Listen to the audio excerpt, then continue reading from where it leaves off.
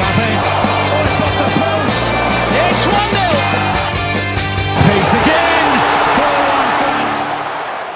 Hello, this is World Cup Watch. We're almost at the end of the tournament. 7/8 of the games have gone. 56 out of 64, and we're here to preview these last 8, and specifically the next 4 games, the quarterfinals. My name is Nick Maitland. Joining me is footballer, coach, football extraordinaire Daniel Rowe, and we're going through all of these quarterfinals tomorrow, Friday, and on Saturday. First, let's start with Croatia versus Brazil. Now, Daniel, all the Bajans have Brazil to go through. My thing is, Brazil have not been impressive except for this 4-1 win over South Korea. I thought even in the group stage, they labored to get some goals. Richarlison bailed them out in the first game. Casemiro bailed them out in the second game. The third game, they were defeated. And then 4-1 over South Korea, who I felt were a jaded side, a tired side.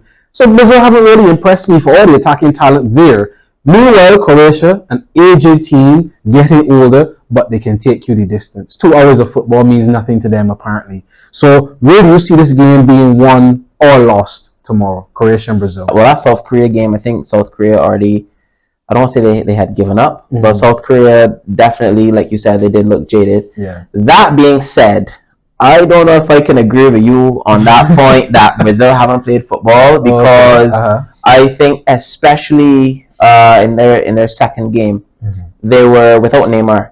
The way that they were putting passes together, the idea to drop Rodrigo in the number 10 space, I think they shared the ball a lot more. I know Neymar was a one-man show in that first game, more or less, even though it was Richarlison who was coming with the goals.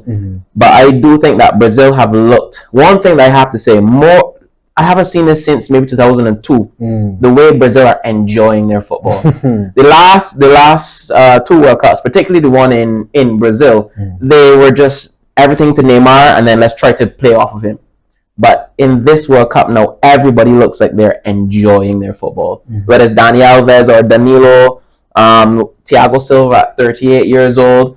You have Casemiro running things in midfield. Paquetá has looked very special. I gotta say, for me, I think Brazil enjoying their football are a very scary team. Yes, they have more to give.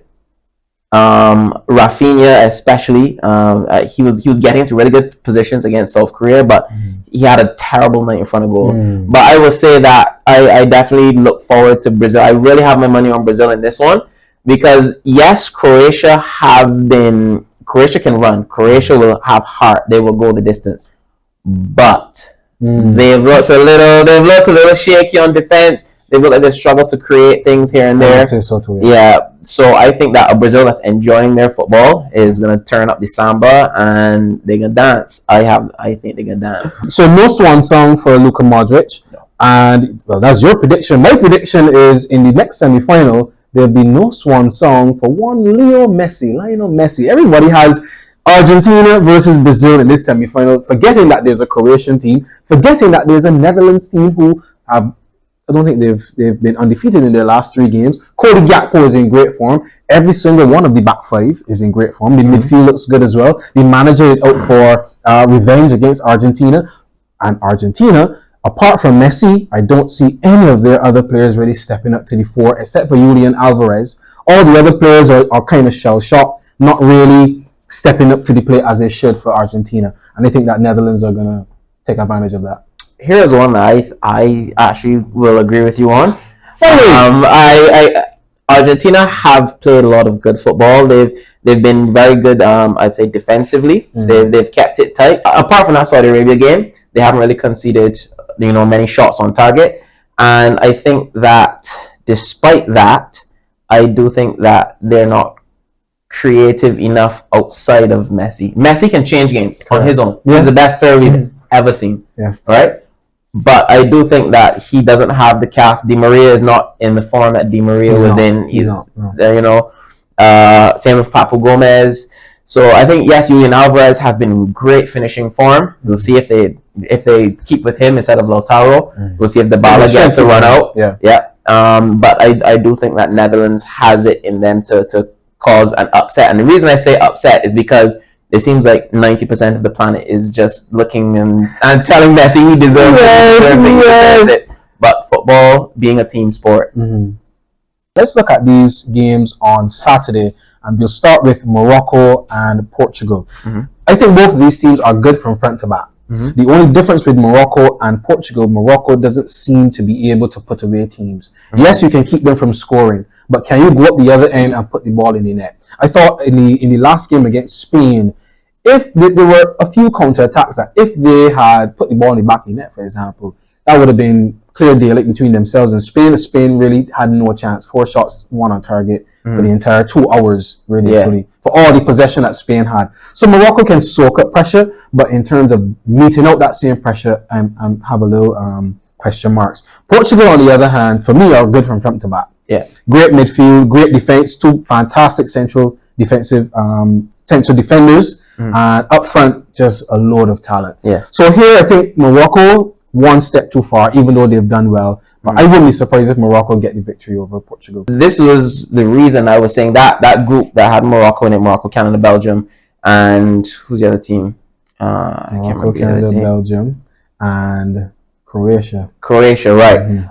As I was saying, that was my group of death. Because I knew that any one of those 4 teams could top, any one of the 4 teams could come bottom, and whoever made it out, I knew would go pretty far. So I think that Morocco have proven that they can compete at this level. I think they do have a lot of talented players, Ziyech and Hakimi in particularly, but they also have Mazraoui at left back. They have Amrabat in midfield, who is going to be ready for a big move come January. Some big money as well. So I mean, I do think that Morocco have it in them to compete. And honestly, if they shot Portugal, I don't think that will surprise that many people, especially as Portugal have looked rather disjointed. Their attack is amazing. The midfield has been average, and then the defense has been solid at times.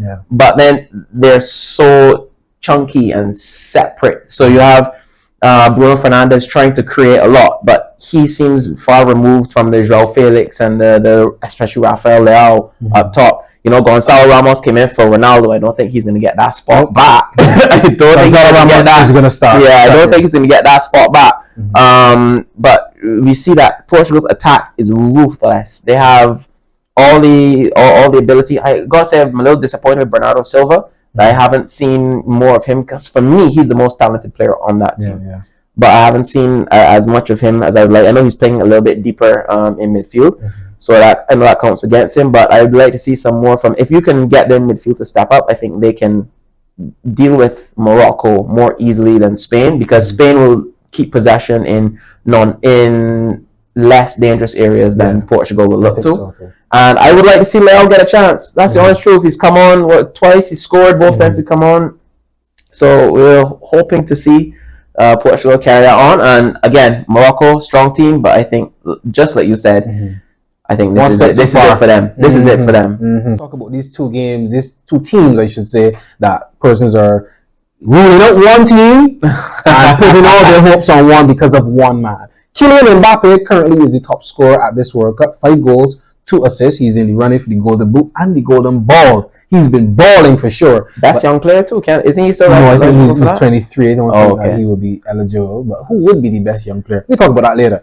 But England, I think England all round. And then they have another guy in the team, Jordan Pickford, who will make his 50th England appearance. Marcus Rashford made his 50th in the last game. Harry Maguire also a 50 capper for England. So that means that this unit that Gareth Southgate has taken has been playing together for a while and developing together for a while.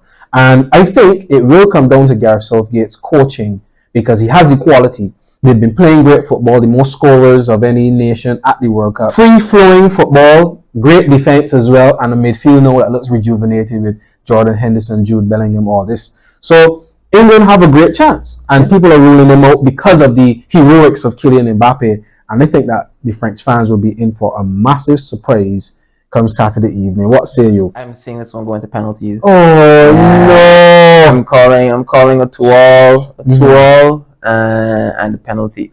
My problem, especially with Southgate, is that Southgate he will run to defensive formation. I will not be surprised to see England drop to 5 at the back at some point in this game.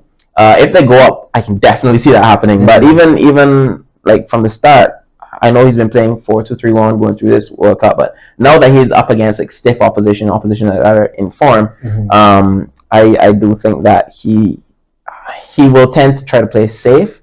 So I think that can count to England's disadvantage because France have been suspect defensively, and Lloris is like Barthez, capable of a brilliant save and capable of giving away the ball. The next moment, drop the last World Cup final. Last World Cup final, you can always count on a hilarious mistake from Lloris. You can always count on it. So I mean, I wouldn't be surprised if England get one of those and then try to drop defensive, and France will then push at them, and you do not want to be pinned back by France. England that's coming with a lot of confidence, most goals in the World Cup. You have Harry Kane finally getting his on the score sheet. I think that it's going to be a pretty even game, but I think it will be, I don't want to say end to end because I believe that France will do most of the attacking, but I do think that if England get a chance, it can win the night. Okay. Danny, who is going to constitute the semi-final? First game, Croatia, Brazil. Who's going through? Brazil going through? Brazil. I got Croatia to go through. The next one, Netherlands, Argentina. The Dutch going through for me. What about you? This is the time we make predictions. I know. As much as I want Leo to get his hands on this, I'm going to give it to the Dutch. Yeah, we can have this one. You're going well. Okay, then we have Morocco, Portugal. Two teams who were in red and won their respective games. I'm going for Portugal. I'm gonna have to go for Portugal as well. I think Morocco are gonna run them right to the death, and like I said, I wouldn't be surprised if they had to come from behind. But I'm gonna go Portugal on this one. I think Portugal are just as strong defensively, but just have a little bit more in attack, and they'll take it. Then finally, England and France. God save the kings! England are gonna beat France. Who says you? Penalties, and I have England to break French hearts. Kylian might probably still win the golden boot for most goals. He might win the golden ball, but usually they take the golden ball from the winners. True. So I do have surprisingly England to come through on penalties, and brilliant, so fantastic. We're looking forward to 4 great quarterfinals starting tomorrow, Friday, and then on Saturday. Then you'll come back here for more World Cup watch. Thanks to Danny for his brilliant predictions. Maybe you'll be right, you'll be wrong about Brazil though. But we'll see what goes on tomorrow. Join us here for more World Cup watch. See you later.